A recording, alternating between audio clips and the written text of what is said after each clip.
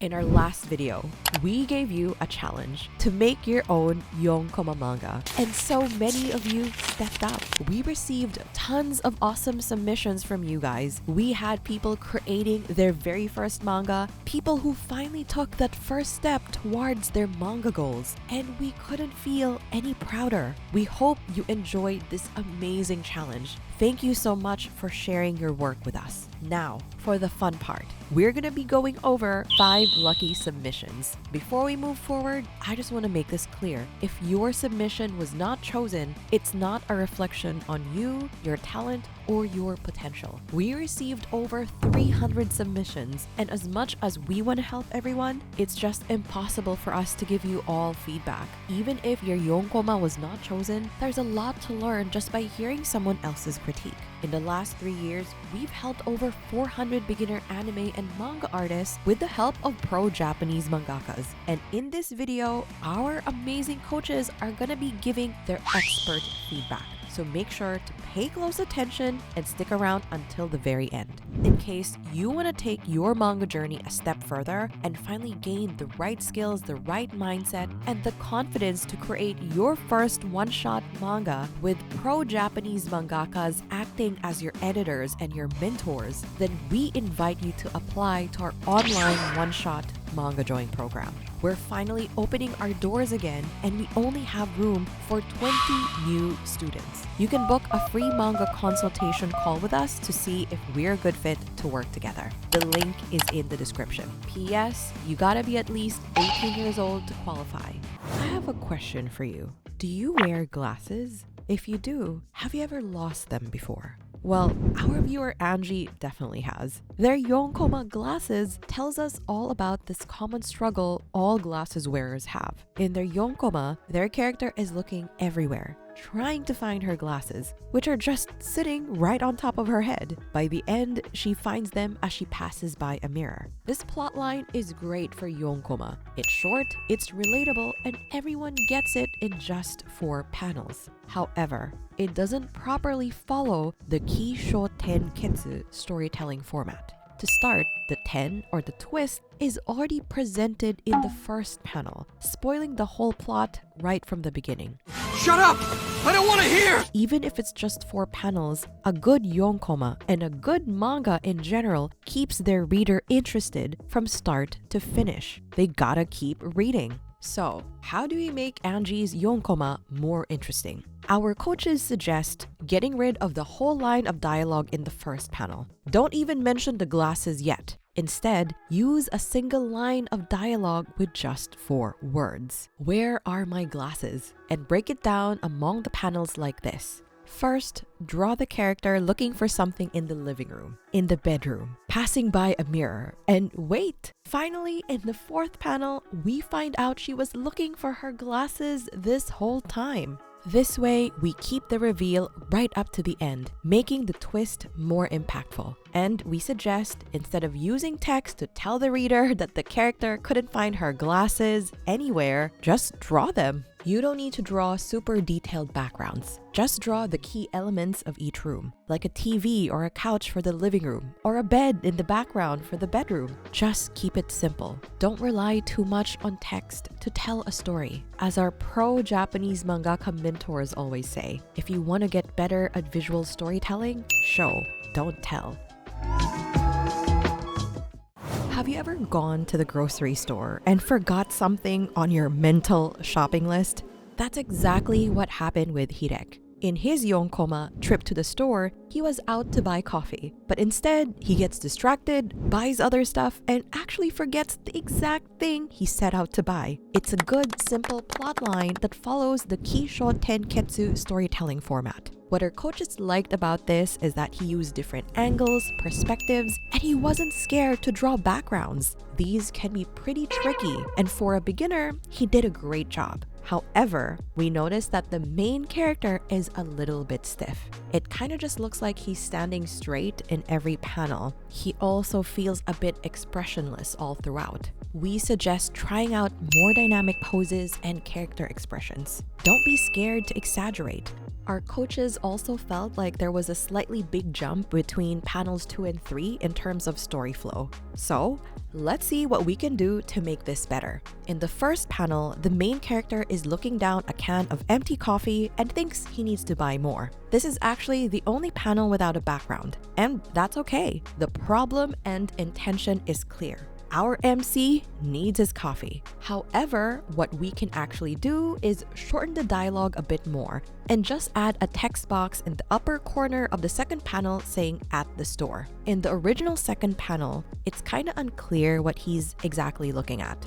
The artwork could be a bit clearer and more obvious that he's buying things that aren't coffee. And the layout of the illustration and speech balloon could be a little bit more balanced. Our coaches suggested an alternative scene. Instead of this bird's eye shot of him browsing in an aisle, you can actually draw a scene of him at a counter buying something that's clearly labeled cereal. In the cart, we added bread, vegetables, items that are obviously not coffee just from looking at the silhouette. We took out the dialogue to have the visuals do all the talking. This scene makes the transition to him leaving the grocery store in the third panel much more natural. In the last 2 panels, you can exaggerate the expressions and add more movements and manga effects. In the last panel, we redrew the character making a U-turn to go back to the store, and we added a few more details to bring out his reaction after realizing what he forgot. You can feel the character's frustration even without seeing his face, right?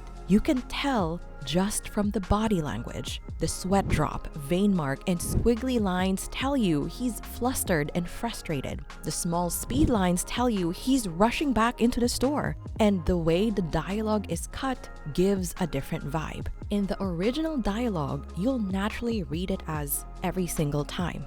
Here, it becomes every single time. You can feel more of the frustration. Here's a reminder. When you're creating your manga, it's not just about giving them the facts of what happened. You also want to consider what kind of emotion you're trying to convey to your readers. Your character's body language, facial expressions, and overall reaction to the scene is a great way to communicate that. Now, this submission from Dinch Art tells us about a frustrating experience they had from a buy and sell app. They found an item at a great price and they had already agreed to meet up with the seller the next day. But it didn't work out. The seller had sold it to someone else. Dinch Art felt betrayed. The plot is simple and the twist delivery was great. Dinch's character expressions were spot on. They're making great use of manpu. In case you don't know what that is, this is manpu. This is also manpu. It's those small details that help exaggerate and convey your character's emotions. The line work is clean and clear, and Dinch Art fully utilized the panel space very well. But there is a little bit too much text and dialogue. Let's see how we can improve this. In the first panel, instead of having the character tell us she's meeting the seller, you could just have their text conversation. We took out the speech balloon so it feels more like an inner monologue. Since the seller says to meet tomorrow, the transition to our main character in the car in the second panel now makes sense. Next, in the second panel, there's really no need to have such a long monologue. You can already see the excitement and fire in the character's face to meet the seller. You could add some sound effects in the second panel to show her phone buzzing with a new text notification. Then, the reveal. There's bad news. Adding in your character's shocked expression through a text bubble gives more context to their reaction without having them being in the panel itself. We loved the character's outraged expression by the end, but we think the reading flow can be slightly improved. If your manga is read right to left, you want your readers to end on the lower left of the page. In the original panel, you read the dialogue first and then look at the character. However, the flow kind of goes back to the right because of where the character is facing. If you just flip that, then the reader's eyes naturally move to the left and out the panel. If there was another page, your readers then naturally just move on to the next page on the left. Again, our key takeaway here is to avoid relying on monologues and to think of more creative ways to move your story forward through visuals. If you're learning a lot from the feedback and you want to get direct support on your manga from our team of coaches and pro-Japanese mangakas, then we invite you to talk to us. We help beginner mangakas like you who struggle with self-doubt, wondering if they're good enough. And we teach you the right skills and the right mindset to create a one-shot manga that you actually feel proud of. If you're ready to commit and make your manga dreams a reality, then book a free manga consultation call with us. The link is in the description. So far, we've been reading all about people's day-to-day experiences. This time, we've got a yonkoma from Willow, and it's all about a weird dream they had. Their manga has a great story that's simple and easy to follow. The twist at the end with the creepy do not is funny and unexpected. However, this could be better. First, the color choices are a little bit messy. Some panels are partially colored, others are black and white, and the final panel is fully colored. To make your yonkoma feel more polished, it's better to just stick to one style. Either color everything or keep it all black and white. The visual storytelling could also be clearer. The backgrounds feel too plain with lots of empty white space. Adding details like a darkened room and light spilling in from the open door could create a mysterious atmosphere and emphasize the randomness of the cat suddenly appearing.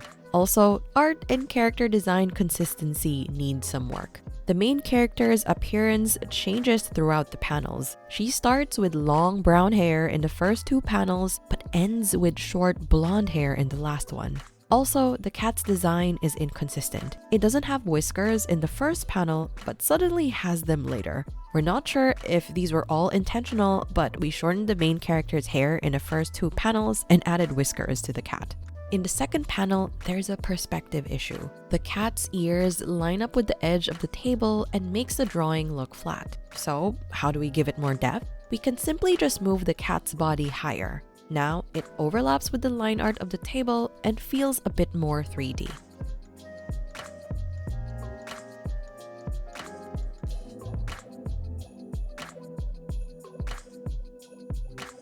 In the third panel, we liked the rough and slightly scary feel of the text. But it's hard to tell what the cat is actually doing when it says, "do not." Did it talk? Did it hiss? Did it turn into something scary? Adding designs to your sound effects or more detailed expressions on the cat's face can make this moment stand out better. Finally, the last panel could have a stronger reaction from the main character. Her expression feels too calm for what just happened. Shrinking her irises to show shock and opening her mouth slightly could make her reaction more dramatic and funny. Overall, a solid attempt. We understand Willow as a beginner when it comes to drawing, but we love the fact that it didn't hold her back and she took her shot. If you're also a beginner like Willow, we want to encourage you to keep drawing, keep practicing, and keep making manga. Finally, we got this awesome submission from Austin. It follows a character running to catch a leaving train, and he managed to make it look funny and cinematic. The use of the whole panel space is great. There's no awkward empty space, and the pacing is smooth like butter. The foreshortening in the second panel is impressive. Not a lot of artists can pull this off. However, there are a few areas that could use some improvement. In the first panel, the setting is slightly unclear. It's not obvious that this is a train. Adding smaller details like handrails, people stepping out of open doors, or even showing a little bit more of the train interior could make it clearer. In the third panel, there are a few tweaks we can do to make it more impactful. One, we can pull back the composition to show a little more of our main character bumping into the door. We can also exaggerate the effects and reactions from the people in the train. This makes the scene look more energetic and really emphasizes the weight of the situation. He's late, and just by a second. Finally, the ending is solid and funny. We also suggest adding effects like smoke and speed lines to show that the train had just left. It makes the ketsu or conclusion panel a bit more satisfying. Our coaches also suggested a slightly different pose to show how tired he is from that sprint. Overall, we thought this yonkoma was well executed. Great job! And that wraps up our feedback on these 5 amazing yonkoma submissions. What was your key takeaway? Let us know in the comments. Whether your submission was featured or not, remember that every time you create, you're leveling up as a mangaka. If you enjoyed this video, don't forget to like, share, and subscribe for more manga challenges and tutorials. In the meantime, you can check out this video so you can learn how to make your next manga even more exciting.